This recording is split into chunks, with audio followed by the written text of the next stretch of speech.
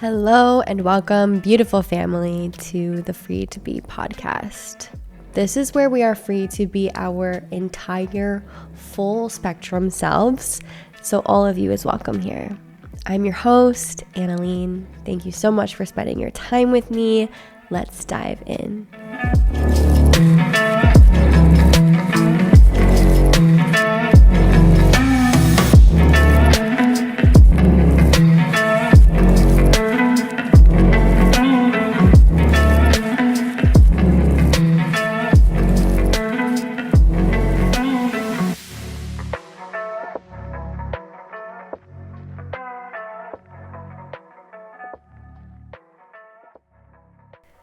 Hello and welcome, beautiful people, to the Free to Be podcast. I'm your host, Annalene, and let's get into it. This is part 2. We're going into verse 2 of the Tao Te Ching. You guys, I never looked that up for the correct pronunciation. That's okay. So this is the New England version by Stephen Mitchell. If you care to follow along, please do. Last episode, we talked about the first verse in the Tao and broke it up and got to talk about beautiful we got to talk about our soul, our spirit. We got to talk about lightness and darkness and the masculine and feminine and source, and had a really beautiful open conversation around all of that. And this week we are going into verse 2. And so without further ado, let's read it. Okay. When people see some things as beautiful, other things become ugly. When people see some things as good, other things become bad. Being and non-being create each other.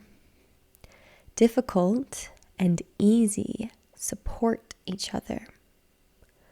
Long and short define each other. Before and after follow each other. Therefore, the master acts without doing anything and teaches without saying anything. Things arise and she lets them come. Things disappear and she lets them go. She has but doesn't possess, acts but doesn't expect. When her work is done, she forgets it. That's why it lasts forever. Okay, verse 2. Thank you. So curious, before diving in, just as we listen to that, what arises and comes up for you in your own contemplation and consciousness? We also talked about that last week, contemplation and the beauty of contemplation. If you haven't listened to that episode yet, I do recommend going back and listening to that one first, because it's going to support you on this whole journey. We're going to be going through all of the verses as long as it feels true in the Tao Te Ching, because that is what I felt called to do. So here we are showing up. I love this. Now, I have an interesting, and also part of the intention is that I am contemplating it live here with you. Like, I'm not premeditating on it. It's all happening here and now. And the invitation is for you to receive it, take what resonates, leave what doesn't, and to contemplate deeper on your own within yourself, or not, and just let it kind of unfold naturally and land exactly where it's meant to and do its thing. So yeah, the Tao is like an incredibly ancient text with simple but deep verses. And in this one, verse 2, beginning with, when people see some things as beautiful, other things become ugly. as it goes and starts talking about all of this, when people see some things as good, other things become bad, this is a very beautiful, quick example of duality, of the fallback that many of us lean on and return to because we live in a world that is dual in nature. We live as humans in this 3D reality, and yet there is so much more. And so this ancient text, this ancient wisdom is bringing to our awareness what people often do and what that creates for them in their own world, because we're constantly creating our own reality. Our thoughts, our feelings create our reality. We know this, and when we choose to see some things as beautiful, it means we're also choosing the flip side of that, the other side of the coin. Like they say, what is it? We'll come back to it later when it arises, but two sides to every coin. And that means that you also see things as ugly. Or when you see some things as good, that means there's a flip side. And you may see some things as bad.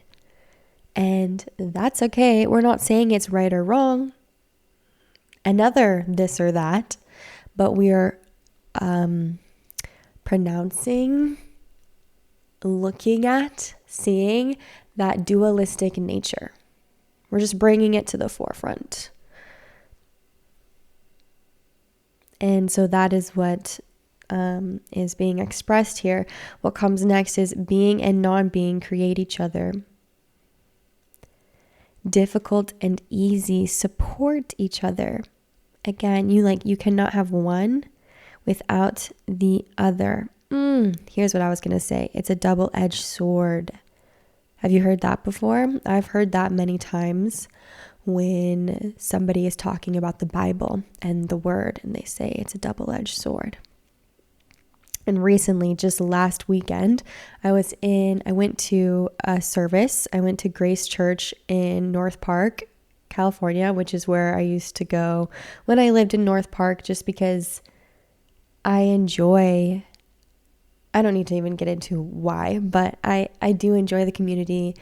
And this is not supposed to be my story, but however, I've had a Catholic background, then left everything, went kind of more into New Age, let that go, and I'm finding like a middle ground and just honoring my own path and myself and my own connection to God. And I still enjoy, when it feels true, going to service. And for a little while there, I had to stop going. But last weekend, I got to go with a dear friend. And the preacher was talking about how when you read the word, it is both meant to heal you and wound you. And that's kind of like also referencing a little bit this both and, this dualistic nature that the Tao is referencing as well. So long and short define each other, before and after follow each other. And I love that imagery, like with the word follow, like it's like one after the other. I see them like moving. And then it reads, therefore, the master acts without doing anything. Now that in itself is like, what is it called? Is it a hyperbole? I'm going to find it right now. Hyperbole. I should have looked up like meaning, but okay, so those are exaggerated things that aren't meant to be taken literally, but what is it called when it's like you're describing something, but it literally doesn't make sense? Or like that can't be it. Okay, well, we'll get back to that. I would pause it, but I'm still figuring out how to properly edit these things, and I can't get it to match my voice if I pause this audio and then go in CapCut and all the things. So we're just zooming in and flowing. We're free to be. We are in no rush. We are here to be. And it is also interesting because earlier in this verse, being and non-being create each other. That makes me think of the you can be everything and nothing all at once. Yeah, so if you know what word I'm looking for, please write it in the comments. And I'll keep moving forward. But it seems like when you say, therefore, the master acts without doing, it's like, well, doing is an action. So how can you act without doing? Doesn't it seem a little bit paradoxical? Paradoxical. Come on. No. Seemingly absurd or self-contradictory. Yes, it contradicts itself right there. And yet that is what the master does. And the master teaches without saying anything. I'm feeling, I'm seeing, I'm sensing the sage energy, the wisdom, the wise energy entering the space. The teacher or the master teaches without saying anything. And I'm going to bring back in a Bible reference because we already started doing that. And I'm going to bring it forth Jesus, aka Yeshua. And just give me one moment to look up this Bible verse.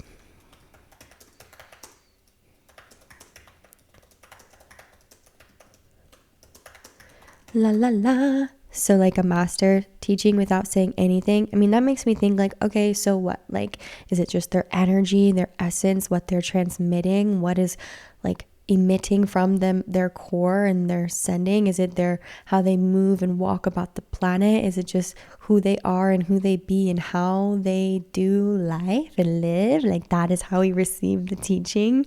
What is it? And this thought, therefore, the master acts without doing anything and teaches without saying anything.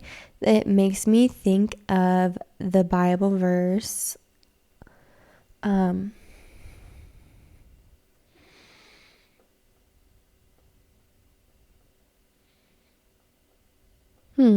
on.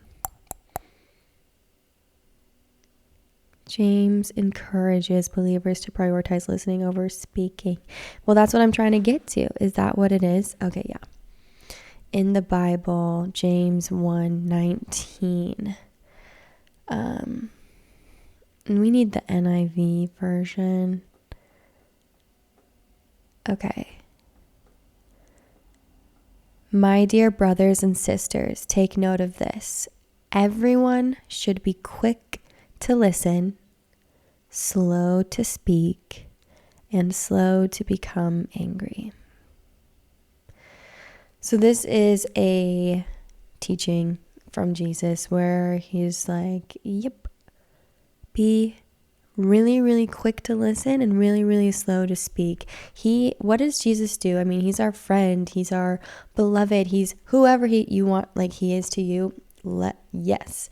And I relate to Yeshua as like being the living, breathing embodiment example when he was here and what he was expressing, or even just now when we relate to him, however you relate to that story, he is a master. And so he desires to teach us mastery by being himself, by living his life, by living out his story. And as a master, I mean, even this line in the Tao, therefore the master acts without doing anything and teaches without saying anything. And yet Jesus spoke. And yet he taught us to be quick to listen and slow to speak. again, this paradoxical, dualistic, interesting world of a life, of a nature that we live in, which is fun to contemplate. And that is the point of this. We're not here to like get the right answer, because that's just falling right back into the right or wrong, this or that, 50-50. When we are like, for me, the intention is to just bask in my wholeness, to be whole and full onto myself, oneself. And that is what the Virgin Mother is. That is what Mother Mary is. A virgin is whole unto herself. Okay, so more food for thought, just sprinkling that into our contemplation and consciousness. Moving forward, things arise as she lets them come. Beautiful. Things arise and she lets them come. Let it come. Let it come. Allow, trusting in the divine orchestration of life, releasing control, just allowing. Beautiful. Things arise and she lets them come. Things disappear and she lets them go. She's not running after it. She's not chasing after it. She's not forcing, fixing, controlling, altering, manipulating. She is letting it go. If it disappears, fine. She lets it go, and I'm receiving. She trusts so deeply and innately. What is meant to come comes. What is meant to go goes. That is masterful. She has, but doesn't possess. Beautiful. Nobody wants to be possessed. Nothing. Like, what? So she gets to have, but she doesn't possess. She doesn't cling. Have you seen the image or heard the idea of like when you're clenching and holding and gripping onto something so hard and you end up really just like hurting yourself? It's your own nails digging into your own palm of your hand. Your own nail marks. Like, I remember noticing that when I was a child, and I was like, oh, I can hurt myself. And wow, when I grip, when I hold on, when I cling, I'm hurting myself, and thus others as well. And so, like, what is the remedy? The healing remedy is to let go. To let go, live with an open palm, open hand, allow. This is a very giving, loving, allowing energy. Ow, that example kind of hurt my palms. Okay, I love you guys. Continuing. All right, so she has but doesn't possess. Acts but doesn't expect. This is also powerful when we think of manifestation and faith. They say faith without works is dead. This is another Bible reference. I'm just going to naturally do that. It's who I be at times, you know? And faith without works is dead. So she acts, but she doesn't expect. That is how you, if you want to be new agey, manifest. That is how you be in the both and of creating and receiving. So you act, but you do not expect. That's part of even, there's different ideas you can look at, like the law of attraction. But this isn't just like feeling and expecting it to come from you. No, you gotta take action. So she acts, but she doesn't expect. This also allows her to remain in her center, because if she's expecting and it doesn't come, what could that create? Some tension, some emotion. Or if she acts and expects and it does come, then that still can take her off her center in the other way. And I feel like this verse and the Tao in general oftentimes reminds us to come to a center or neutrality. And this is a beautiful gift of life where we get to experience positives and negatives and contrast and duality. And it's a beautiful perspective to invite in the whole of it. Okay. And the last two lines read, when her work is done, she forgets it. That is why it lasts forever.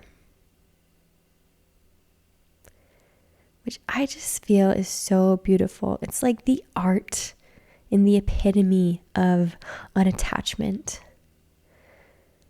It's like the example of devotion, of living in the moment. When her work is done, she forgets it. She's not holding on, clinging on, remaking the same thing, reliving the same thing. She just lets it come, lets it go. When her work is done, she forgets it, and that is why it lasts forever.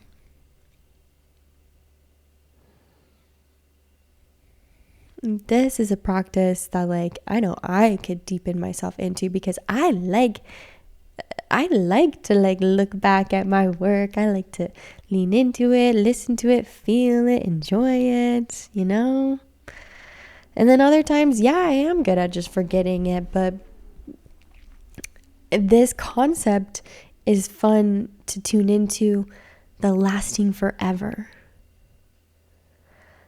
Because I spoke about this in the first episode, the word forever, also eternal. That is a lofty concept on its own for our mind to grapple with, to play with. And I think it's fun to stretch yourself in your mind, kind of getting your reps in as you think about forever and ever.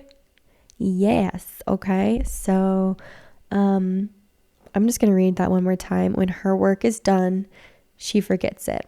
And that is why it lasts forever. It's like a mic drop moment. Lasting forever. Yes. Which is also a beautiful gift, because then it's okay, well, it's always there. You can always return to. It's here.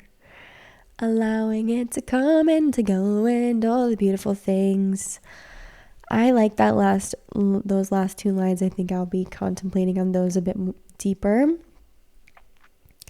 And the rest is yours to contemplate yourself. I love you so much. I really hope that this intrigued you, supported you, touched you in some way. I trust and know that it is all the beautiful things. Otherwise you wouldn't be here, which thank you so much for being here. And I love you. If you're interested in supporting me further, or just staying in the pulse of Free to Be and the collective, as well as leaning into Free to Be Me and this exploration, as well as the Tao. I've got my podcast here. As you know, I'm also on Instagram, Free to Be Annalene. That's ANELENE. My Substack is Free to Be Annalene. All one word, FREETOBEANELENE.